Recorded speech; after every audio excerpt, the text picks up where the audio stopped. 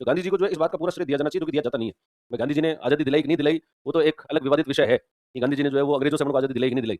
परंतु गांधी जी ने मार्क्सवादियों से, कम्युनिस्टों से आजादी दिलाई, इसके अंदर कोई दोहराई जो है वो नहीं होनी चाहिए। क्योंकि गांधी जी जो है वो उस समय भारत में आए जिस समय पूरी दुनिया जो है वो किसकी फैन हो चुकी थी, मार्क्सवाद की, कम्युनिज्म की फैन हो चुकी थी। 1917 1917 1917 का वर्ष जो है बहुत इंपॉर्टेंट वर्ष है। 1917 के साल के अंदर ही रूस के अंदर साम्यवादी क्रांति हुई थी, रूस के अंदर कम्युनिस्ट रिवॉल्यूशन हुई, और कम्युनिस्ट रिवॉल्यूशन हुई तो पूरी दुनिया जो है वो कम्युनिज्म की तरफ देखने लगी कि सब यही है भविष्य। और मार्क्स ने जो किताबों में बात लिखी है, मार्क्स ने अपनी किताब में जो बातें लिखी है, इसका मतलब वो सब सत्य है, सारी सारी बातें एकदम सच हो रही है। और जो है रूस का इतना बड़ा साम्राज्य था वो, ठीक है, वो साम्राज्य, रोमनों जो साम्राज्य था वो खत्म हो गया, और उसको इन लोगों ने जो है वो हटा दिया, खत्म कर दिया, खत्म करके इस कम्युनिज्म की स्थापना कर ली। तो पूरी दुनिया के अंदर लोग ऐसे देखने लगे कि सब इसका मतलब हमको भी कम्युनिज्म की तरफ जाना चाहिए। और खासकर जो गरीब देश थे वो तो जानबूझकर किसकी तरफ जाने लगे थे, कम्युनिज्म। और कई सारे देशों के अंदर फिर डिक्टेटर जो है वो आ गए।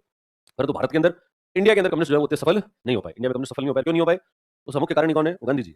उधर क्योंकि वो तो हिंसा हिंसा हिंसा कर रहे थे, और गांधी जी ने एक अलग ही राग रखा था, अहिंसा अहिंसा अहिंसा, कि आपने तो क्या करना है, अहिंसा का पालन करना है। और गांधी जी भी भारतीय राजनीति में 1917 में ही एक्टिव हुए। गांधी जी का जो एक्टिव होने का जो साल है वो कौन सा है? 1917 ही है। चंपारण का जो सत्याग्रह हुआ था, तो वो चंपारण और खेड़ा के जो आंदोलन थे वो कब के? वो 1917 के। फिर अहमदाबाद टेक्सटाइल मिल, ये 1918। तो ये उसी काल में जब पूरी दुनिया के अंदर मार्क्सवाद एक्टिव था, तब इंडिया के अंदर क्या एक्टिव था? गांधीवाद जो है वो एक्टिव था। तो इस वजह से गांधीयन विचार जो है वो, गांधीयन विचार ज्यादा किसके अगेंस्ट है? मार्क्सवादियों के अगेंस्ट जो है वो ज्यादा है। मार्क्स की तो पूरी थ्योरी को उल्टा करके रख दिया, सारी चीज जो जैसा वो कह रहा है कि सब हिंसा करो, तो वो करने का हिंसा। वो कह रहा है कि नहीं नहीं, साध्य सही है तो साधन सही है, साधन भी सही होना चाहिए और साध्य भी सही होना चाहिए। वो जो मार्क्स है, मार्क्स को कहता है धर्म वर्म कुछ होता ही नहीं है। गांधी जी कह रहे हैं धर्म कैसे नहीं होता, ईसा वश्यमिदम सर्वम। शुरुआत कहां से हो रही है? धर्म से ही हो रही है। और सारी जो टीचिंग्स ली है वही धार्मिक टीचिंग्स जो है वो धार्मिक टीचिंग्स को लिया। इसके ऊपर जो भगवत गीता है, भगवत गीता उपनिषद, इनको तो जो है बहुत मुख्य स्रोत माना गया, तो मुख्य स्रोत है। और सत्य की तो तुलना किससे कर दी है? ईश्वर से ही जो है सत्य की तुलना कर दी। तो धर्म को जो है वो इसको एक बनाना, यूनिवर्सल रिलीजन कैसे बनाया जा सकता है, रिलीजन के अंदर सभी जो रिलीजन है उनके अंदर भेदभाव उसको कैसे दूर किया जा सकता है, वो आइडियाज जो है वो गांधी जी के द्वारा दिए गए।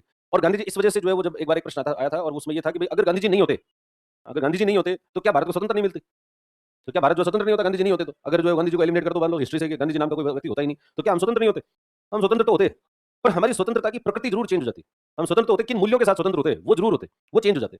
स्वतंत्र होने के बाद में जिन मूल्यों को भारत ने अपनाया, भाई स्वतंत्र तो बहुत सारे देश हुए, म्यांमार आपके पड़ोस में वो भी स्वतंत्र हुआ, श्रीलंका जो है वो पड़ोस में वो भी स्वतंत्र हुआ, भारत भी स्वतंत्र हुआ, पाकिस्तान का जन्म हुआ, अरब जो देश है वो सारे के सारे स्वतंत्र हुए, इजराइल जो है वो नया देश बना, फिलिस्तीन स्वतंत्र हुआ, सारे देश जो है स्वतंत्र हुए उसी टाइम हुए, कोई अलग नहीं हुए। एक ही टाइम पर जो है वो सारे देश स्वतंत्र हुए। वही काल जो है, काल सेकंड वर्ल्ड वॉर के बाद में स्वतंत्रता सभी देशों को मिली। पर सभी देशों को मिली, पर जो देश स्वतंत्र हुए वो किस तरीके से हुए, उनके क्या मूल्य उन्होंने अपनाए, वो अगर देखे जाए तो उसके अंदर, भारत के अंदर मूल्य जो है वो थोड़े ज्यादा है। हालांकि भारत के बाद का जो लीडरशिप आया उसने उन मूल्यों को पूर्ण रूप से अपना नहीं पाए, तो एक हिपोक्रेसी जरूर आई कि आपके आदर्श तो बहुत ऊंचे हैं, प्रैक्टिकली लाइफ के अंदर आप उतने ऊंचे नहीं हो, और नहीं हो तो वो एक हिपोक्रेसी के कारण जरूर समस्या आने लगी बाद में।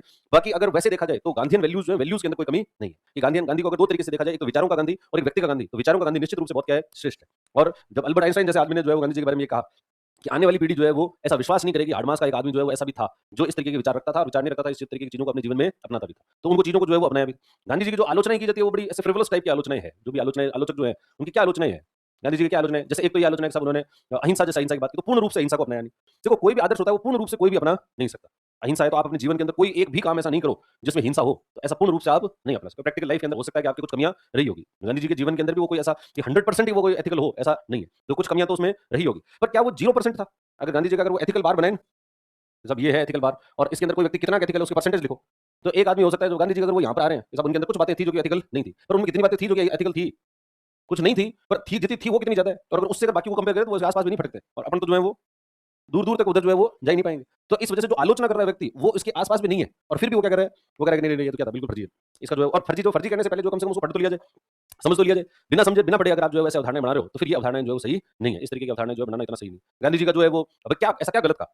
मैं सब लोगों को जो है वो प्रेम की निगाह से देखो, सब लोगों को जो है वो अच्छे भला भाव रखो, किसी के प्रति घृणा मत रखो। तो घृणा नहीं रखना, इससे ज्यादा श्रेष्ठ क्या भाव हो सकता है कि आपके विरुद्ध भी कोई व्यक्ति कुछ काम कर रहा है उसके प्रति भी आप घृणा नहीं रखो, क्योंकि घृणा एक ऐसा भाव है, या क्रोध या घृणा, ये जो भाव होते हैं नकारात्मक भाव होते हैं, ये ऐसे होते हैं जो दूसरे को कम नुकसान पहुंचाते हैं और खुद को, ये दूसरे के कार्यों के लिए, दूसरे के कार्यों के लिए हम अपनी आत्मा को जो दंड देते हैं वो है ये नकारात्मक भाव, कि हम दूसरे से घृणा रखें, दूसरे से ईर्ष्या रखें, दूसरे के प्रति क्रोध रखें, हिंसा का भाव रखें।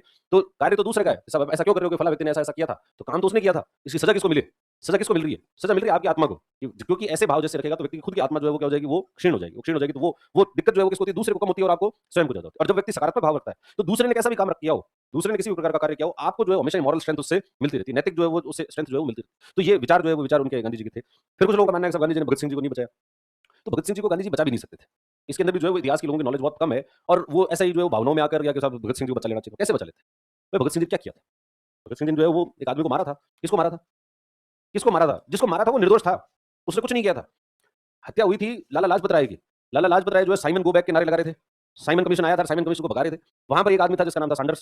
सैंडर्स ने चलवाई लाठियां। लाठियां चलाई तो जो है वो लाला लाजपत राय की मृत्यु हुई। लाला लाजपत राय निश्चित रूप से उसमें बहुत बड़े नेता थे और बहुत सारे लोग उनको जो है वो आइडियल मानते थे। बहुत सारे लोग उससे आहत हुए कि लाला लाजपत राय को इस तरीके से लाठियों से मार दिया गया। तो निश्चित रूप से आहत होने थे, हुए, ये भी हुए। जो भगत सिंह ये लोग युवा थे, 21 साल के तो थे ही।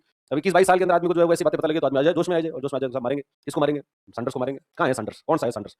सारे गोरे गोरे सारे एक से दिखते हैं। इनमें से सैंडर्स कौन सा है और स्कॉट कौन सा पता भी नहीं था। और वो 21-22 साल की उम्र के अंदर आदमी में कितना कॉन्फिडेंस होता है। सामने से आए तो यूं नहीं है कि एकदम से मैं खड़ा हो जाऊंगा और बस लो सामने आ गया तो इसको मार दूंगा। एकदम से तो घबरा गए थे भाई, यार क्या ये जल्दी से क्या करेंगे, समझ में होने 21 साल की उम्र क्या उम्र होती है, कोई मैच्योरिटी की उम्र थोड़ी होती है। और उसके अंदर कुछ समझ में नहीं आया क्या करेंगे, तो जो सामने आएगा मारो इसको, अभी गोलियां चलो और भागो यहाँ से। तो उसको जो है गोलियां मारते किसको मारी, वो गोलियां स्कॉट को मारी। तो आपने स्कॉट को मारा सैंडर्स की जगह, सैंडर्स को नहीं मारा।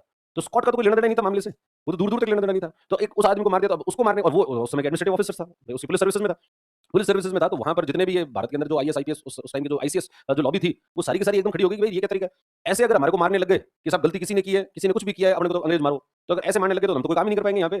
और फिर ये तो फिर इसकी तो सरकार, अंग्रेज सरकार जो है वो हमारी जिम्मेदारी ले कि भाई हमें किसी दूसरे की गलती के कारण, और दूसरे गलती के कारण तो उसे भी नहीं मारा जाना चाहिए, पर उसकी गलती के कारण हमें मारा जा रहा है, तो ये तो फिर हमारा काम करना जो पॉसिबल नहीं हो। इसलिए वो जो आईसीएस लॉबी थी उसका पूरा दबाव था ब्रिटिश सरकार के ऊपर कि आप इस पर कभी भी सहमत नहीं होगे कि भगत सिंह को जो है वो छोड़ दिया जाए। भगत सिंह को अगर छोड़ दिया तो फिर एक जो है उदाहरण प्रस्तुत हो जाएगा, और उदाहरण ये प्रस्तुत हो जाएगा कि साहब आप गलत काम करो, आप जो है किसी को मारो, उसके बाद में आपको जो है राजनीतिक रूप से आंदोलन होगा, आंदोलन होकर आपको छुड़वा दिया जाएगा। और वो उसके लिए तैयार नहीं थे। और फिर गांधी जी क्या छुड़वा सकते थे? कौन थे गांधी जी जो छुड़वा दे? गांधी जज थे जो छुड़वा दे?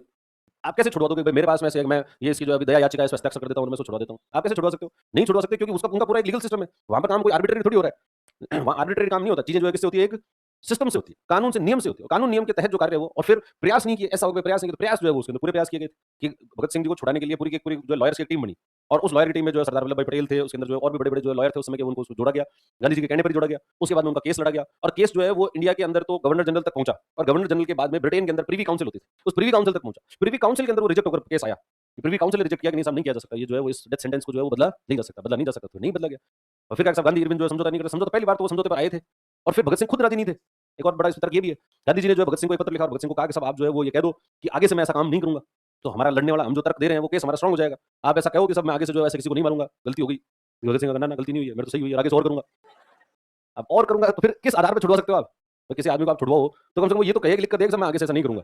ठीक है, हिंसा नहीं करूंगा ना, मैं मेरे समर्थकों को कहूंगा कि आप हिंसा करो, कहा नहीं कैसे नहीं करूंगा, मैं तो करूंगा, और भी करूंगा।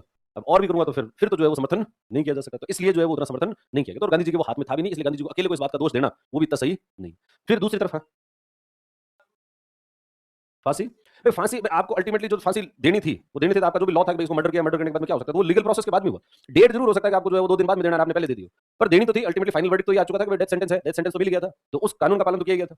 फिर एडमिनिस्ट्रेटिव अरेंजमेंट अलग हो सकते हैं। डेट डेट डिसाइड करना ये एडमिनिस्ट्रेटिव अरेंजमेंट है कि आपको कब सही लगता है कि भाई अपन को फांसी कब देनी चाहिए, पर फांसी देनी चाहिए इसके लिए एक लीगल प्रोसेस जो है प्रोसेस से गुजरे, उसके बाद में फांसी जो है वो दी गई थी। तो इसलिए वो वाला कथन जो है वो उतना सही नहीं। फिर दूसरा जो बड़ा आरोप है वो है कि साहब सुभाष चंद्र बोस को जो है उस समय जब ये पटाभी सीताबरमैया वाला केस हुआ 1939 में, 1939 1938 के अंदर हरिपुरा में कांग्रेस का अधिवेशन हुआ था। हरिपुरा का कांग्रेस अधिवेशन था, उसके अंदर जवाहरलाल नेहरू जो है वो कांग्रेस अध्यक्ष चुने गए। 1939 के अंदर त्रिचुरी के अंदर जो है एक सम्मेलन हुआ। हाँ, जवाहरलाल नेहरू थे। फिर उसके बाद में जो त्रिचुरी में हुआ तब सुभाष चंद्र बोस जो है उनको इलेक्ट किया गया। सुभाष चंद्र बोस को इलेक्ट किया गया तो गांधी जी का कैंडिडेट था पटाभी सीतारमैया। पटाभी सीतारमैया जो है वो हार गए। जब पटाभी सीतारमैया हार गए तो बाकी सबने कहा कि साहब अब हार गए तो ये कैसे बना सकते हैं, तो किसको बनाएंगे? सुभाष चंद्र बोस को। गांधी जी ने कहा कैसे बनाओगे सुभाष चंद्र बोस को? राज बनने दो, उनके बनने दो सुभाष चंद्र बोस को। क्योंकि सुभाष चंद्र बोस जो है वो कोई यूं सीधे-सीधे नहीं जीते थे। उसको जो है इस बात को सिर्फ इन 2 तथ्यों तक ही अगर आदमी सीमित रख दे तो फिर ये कहे कि साहब गांधी जी ने गलत किया था। उसके पीछे जाओ तो कांग्रेस के अंदर कम्युनिस्टों ने 1929 से 1929 के अंदर एक बिल लाया गया था जिसका नाम था पब्लिक सेफ्टी बिल, और उसके बाद में कम्युनिस्ट पार्टी के ऊपर जो है इंडिया के अंदर अंग्रेजों के द्वारा क्रैकडाउन शुरू कर दिया। कम्युनिस्ट जो भी कम्युनिस्ट कार्य करता थे उन कम्युनिस्ट कार्यकर्ताओं को पकड़-पकड़ के वो जेल में डाल रहे थे। अब जब जेल में डाल रहे थे 1929 में शुरू हो गया था, तो कम्युनिस्टों को ये समझ में आ गया कि हम जो है कांग्रेस से बाहर अपना स्वतंत्र अस्तित्व रहकर इंडिया के अंदर काम नहीं कर सकते, तो क्या करें? तो कम्युनिस्टों की स्ट्रेटजी में परिवर्तन आया, और वो परिवर्तन ये था कि अब अपन को कांग्रेस के अंदर घुसना है। किसके अंदर घुसो? कांग्रेस में घुसो और कांग्रेस को कम्युनिस्ट बना दो।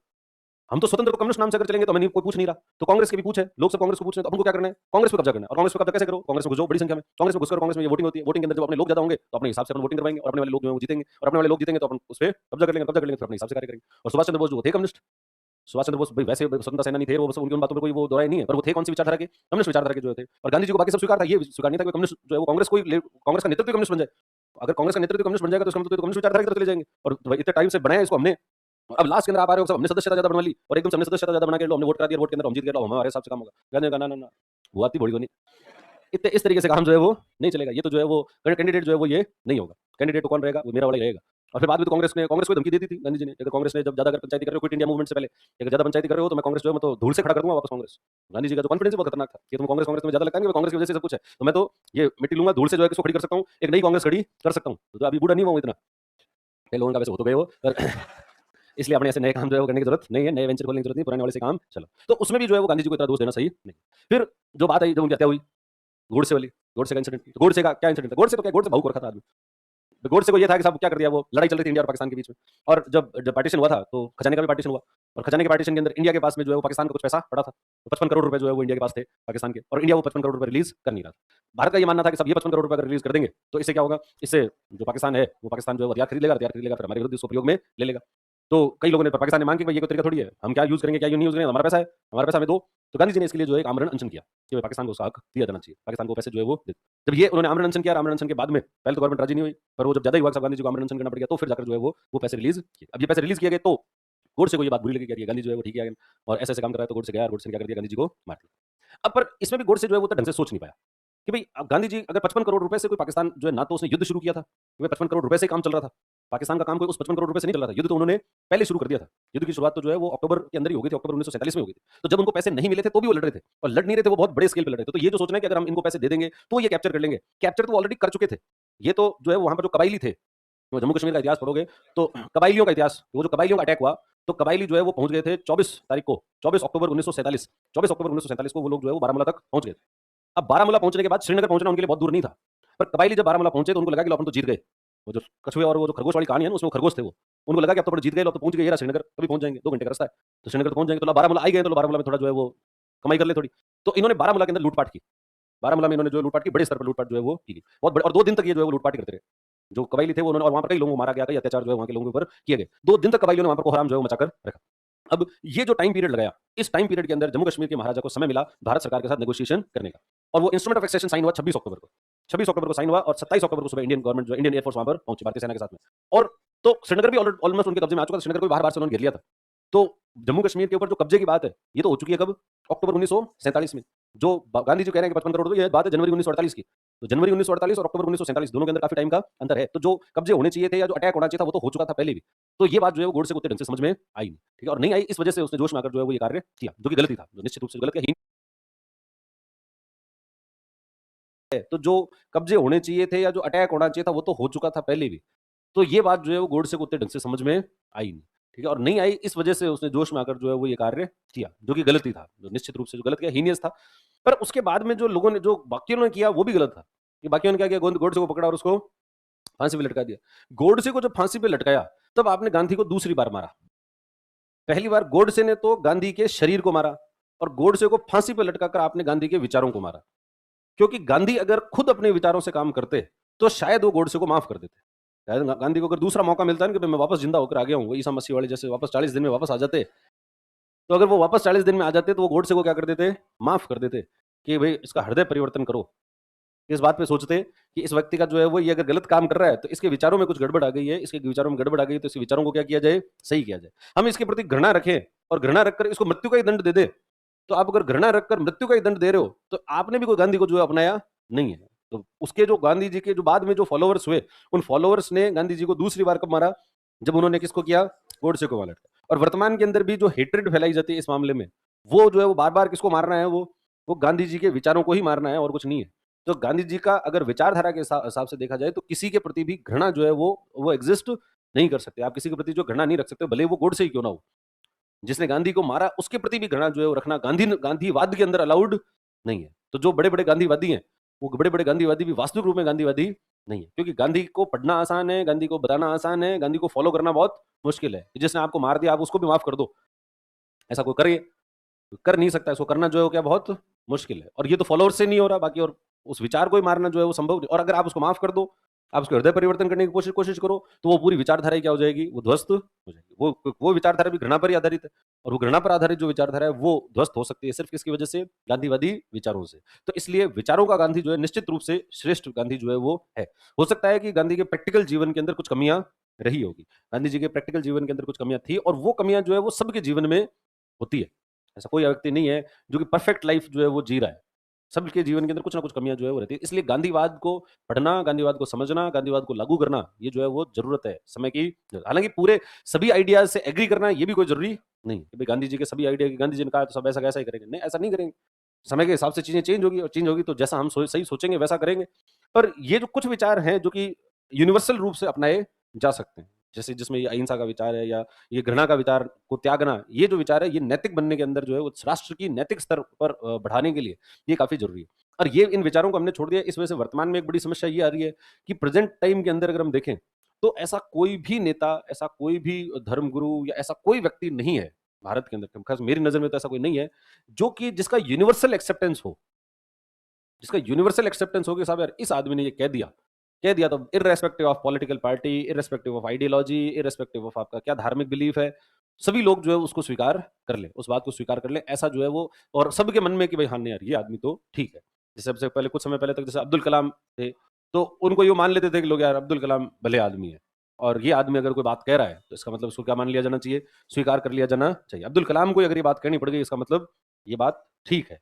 पर उनके बाद में ऐसा और कोई दूसरा फिगर जो है वो अभी दिखाई देता नहीं, होगा क्या पता गुमनाम होगा, बाद में कभी आएगा, सामने आएगा, पर कब आएगा ये अभी तो सामने को दिखता नहीं। अभी तो जो है वो सारे के सारे जो फिगर्स हैं वो अपने अपने पर्टिकुलर जो आपके फॉलोवर्स हैं, फॉलोवर का ग्रुप है, जो आपका सेक्ट है, या जो आपके आइडियोलॉजी के लोग हैं, उनके नेता हैं, सब उस संगठन के नेता हैं, उस क्षेत्र के नेता हैं। बाकी यूनिवर्सल लीडरशिप जो है वो यूनिवर्सल लीडरशिप अभी इंडिया के अंदर उपस्थित नहीं है। देखो, हाँ हाँ हाँ, तो वो भी क्या था, देखो अब गांधी जी के भी पुराने शुरुआत के काल में गांधी जी और बाद के गांधी जी दोनों के अंदर अंतर है। और गांधी जी ने जो युद्ध करने को कभी गलत नहीं माना, वैसे नहीं माना कि गांधी जी ने कहा कि अहिंसा, अहिंसा कब है, जब आपके पास में कायरता और हिंसा में से चुनना हो तो व्यक्ति किसको चुने, हिंसा को चुने। कि आपको युद्ध हो गया है, लड़ाई हो गई है, आपके ऊपर अटैक ही हो गया है, अटैक हो गया, अब अपन कहेंगे नहीं नहीं हम नहीं लड़ेंगे, हम नहीं लड़ेंगे, युद्ध हो गया है, जब अटैक ही हो रहा है तब आपको लड़ना भी पड़ेगा, तो वहां तो हिंसा है। परंतु अगर आप बेटर पोजीशन में पहुंच जाओ कि भाई अभी तो आप कमजोर पोजीशन पे हो ना, कि सामने वाला आपके ऊपर जो है अटैक कर रहा है, आप अगर मॉरली आप स्ट्रांग पोजीशन पे पहुंच जाओ और मॉरली स्ट्रांग पोजीशन पहुंच जाओगे तो फिर अहिंसा भी सही हो जाएगी। इसलिए गांधी जी को भी क्या है, एक एक पढ़ने का, किसी भी चीज को, किसी व्यक्ति को समझने का तरीका जो है उसकी क्रोनोलॉजी के हिसाब से भी होना चाहिए कि भाई शुरुआत के अंदर कोई भी व्यक्ति होगा तो वो निश्चित रूप से उतना महान नहीं होगा। हर चीज का जो डेवलपमेंट होता है वो क्या होता है, समय के साथ होता है। एक टाइम पर आपके विचार जो है वो हो सकते हैं थोड़े इमेच्योर हों, पर धीरे धीरे विचारों में क्या होती जाएगी, वो मेच्योरिटी जो है वो आती जाती है। और विचारों में मेच्योरिटी का यू पीक होता है, ऐसे करके होता है, एक तरफ ऐसे आएगा, फिर बाद में धीरे धीरे थोड़ी बहुत कमियां जो है वो आने लग जाएगी। ऐसा सभी के अंदर जो है वो होगा।